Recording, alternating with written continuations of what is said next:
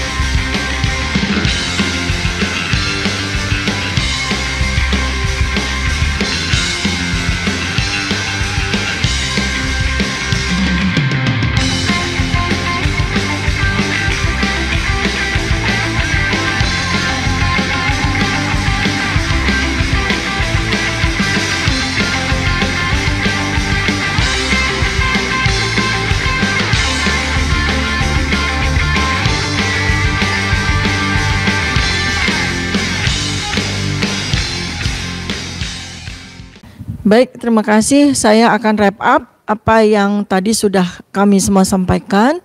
Pertama adalah dari sisi hukum, kita akan terus ya bersama dengan tim kuasa hukum kami, tim pembela penegak keadilan dan tim kami, kuasa hukum kami, maka kita akan terus mengejar persoalan kejanggalan-kejanggalan dari hasil gelar perkara khusus. Kita akan terus kejar dan ini sudah dinotis oleh Irwasum sehingga kita berbesar hati untuk ini nanti akan menjadi sebuah masalah, dan kami juga sudah melakukan pengiriman surat kepada Presiden Prabowo Subianto terkait dengan permohonan izin untuk membuka dokumen, dari mana itu semua juga sudah sesuai dengan undang-undang. Dan kemudian juga kami akan terus membuka dokumen-dokumen yang sudah disampaikan oleh pihak UGM ya, karena ini juga sekali lagi ketika kami bersurat kemudian kami mendapatkan jawaban surat justru malah menambah lagi kejanggalan-kejanggalan.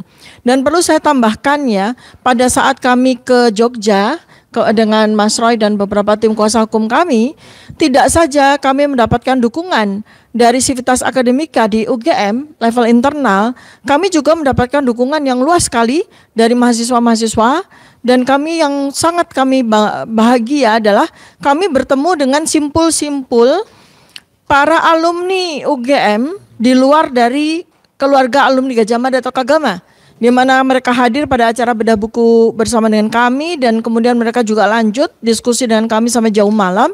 Mereka itu ada yang merupakan simpul keluarga alumni UGM, kemudian rel agama, kemudian keluarga alumni magister dan doktor UGM, dan mereka menyatakan bahwa sesungguhnya saat ini sebagian besar dari Civitas Akademika dan sebagian besar dari alumni UGM sama dengan keyakinan kami. Mereka mempercayai hasil penelitian kami bahwa Jokowi's dokumen itu adalah fake ya. Jadi itu, dan mereka juga menyatakan bahwa kami diminta untuk terus berbesar hati karena yang saat ini masih melindungi soal kepalsuan dari dokumen itu hanyalah oknum UGM, pihak internal UGM yang tidak mewakili dari seluruh Civitas Akademika.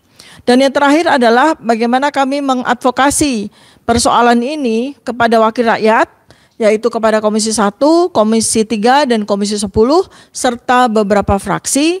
Kami masih sangat berpengharapan positif ya, karena pada saat kami berkunjung, beraudiensi, dan mengirim surat kepada alamat-alamat tersebut, kami diterima dengan baik.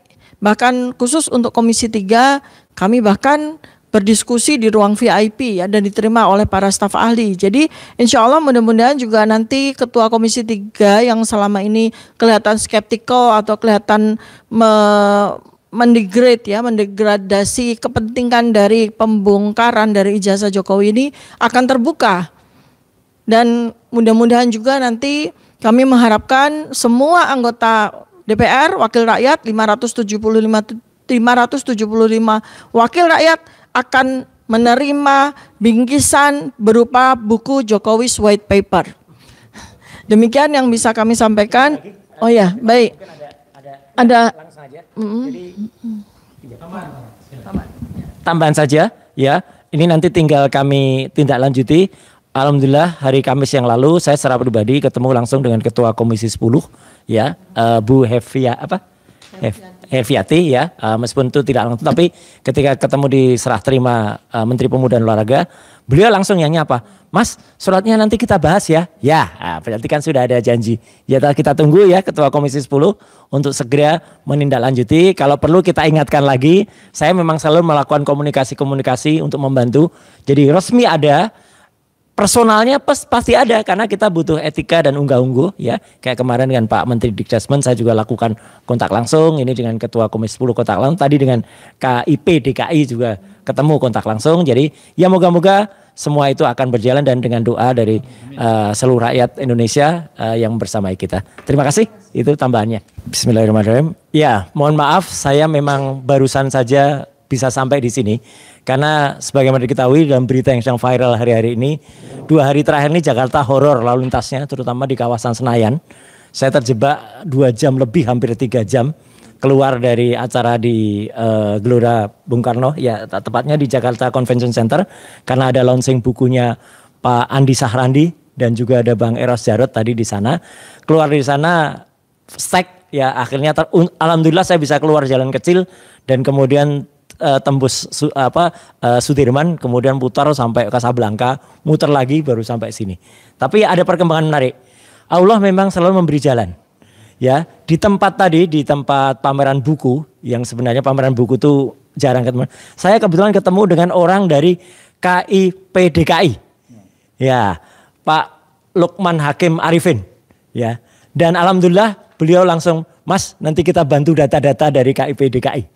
Ya, jadi artinya ini alhamdulillah kita ketemu dan nanti dari KIP DKI yang suratnya ada, secara resmi ada, tapi secara personal nanti akan kita dorong.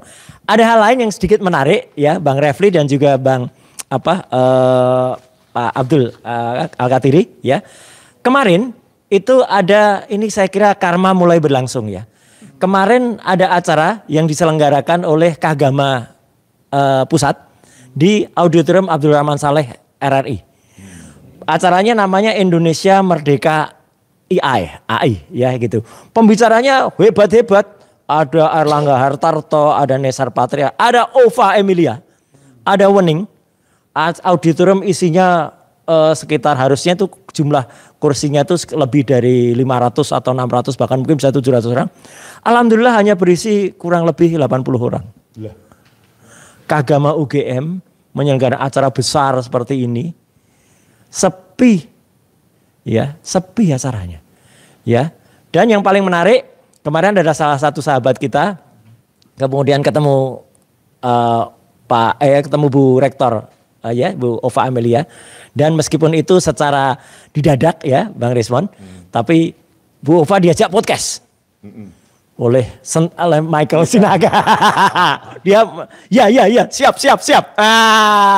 Jadi kita tunggu nanti ya, kalau jadi podcast benar, kalau berani ya gitu, kita akan undang juga Bang Rismon, saya gitu ya, untuk ngajak Bu Ova Emilia untuk podcast ya bersama. Nih saya nggak bohong ya, saya nggak omon-omon.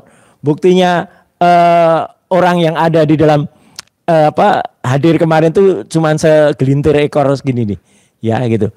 Dari ruang yang sangat luas, isinya cuman nggak lebih dari 80 orang, ya. Padahal nih sedih saya, selaku anggota keagama saya melihat kayak gini, dan dulu pernah menjadi Dewan Pakar Keagama, melihat acara resmi kayak gini kok kasihan sekali Mas Refli. Jadi ini akibat dari itu tadi yang ceritakan Bang Resmon. Mulai ketidakpercayaan ya internal UGM sendiri terhadap acaranya sendiri. Jadi kita tetap jalan teman-teman, dan kalau ada yang mengatakan tuh udah kehabisan akal untuk mengejar-ngejar ijazahnya Jokowi, sama sekali enggak. Kita justru masuk ke syarat-syarat yang sangat-sangat telak sekarang ya, mulai muncul di Komisi Indonesia KPUD DKI, kemudian juga ke Komisi Informasi DKI dan juga ke tempat-tempat lain. Jadi insya Allah tunggu saja beberapa data-data krusial yang akan kita lakukan. Meskipun kita sedang juga mencari atau bukan mencari ya, sebenarnya kita sudah menemukan kemarin jawaban dari Pak Menteri melalui WA ke saya tuh sebenarnya luar biasa bagus sekali ya gitu. Jadi cuman sebaiknya memang Bang Respon kita juga semuanya akan melakukan prosedur surat. Jadi surat resmi kita masukkan, terus kita tunggu karena Pak Menteri udah akan berjanji akan menerima kita juga. Ya gitu. Jadi kalau itu diterima bagus, untuk anaknya juga akan kita proses, tapi bapaknya juga tetap kita lakukan. Dan terima kasih sekali lagi semuanya untuk yang sudah membaca, membeli buku Jokowi White Paper. Saya kira itu aja dulu Bang Refli yang bisa saya sampaikan. Terima kasih. Pak Ismar mungkin ada tambahan dikit. Ya. Baik, saya tambahkan sedikit tentang bagaimana perjalanan kasus kita, khususnya klaster masuk mengenai GUM dan KPU ya. Bagaimana tanggapan mereka terhadap surat kita? Ternyata terlihat sangat jelas adanya ketidakkonsistenan di antara mereka tentang jawaban-jawaban mereka terhadap permasalahan penjelasan terhadap ijazah ini. Ya, baik maupun dari pihak UGM, dalam hal ini diwakili oleh rektor, sangat jelas ya, harusnya pihak penyidik sebagai aparatur negara yang ditunjuk untuk menangani persoalan seperti ini, yang sebagaimana kita sudah sama-sama berpengalaman menangani kasus, harusnya ketika ada laporan masuk kemudian penyidik itu hal utama bagi dia itu adalah mencurigai seseorang yang dilaporkan, ya, bukannya menjadi pembelanya gitu. Ya, sebagaimana jelas bahwa kalau kita runut dari awal, melihat mungkin bisa direkonstruksi secara psikologis bagaimana terlapor tersebut. Oh, ternyata dia adalah sering melakukan kebohongan-kebohongan.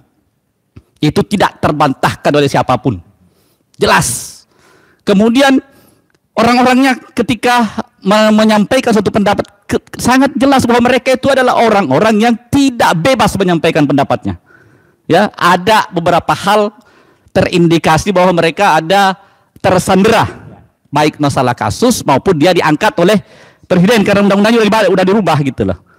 Ya, demikian pula apa yang terjadi kita dengar tadi dari teman-teman dari KPU yang sangat-sangat tidak konsisten. Jelas-jelas bahwa adanya penyelundupan hukum dari mereka.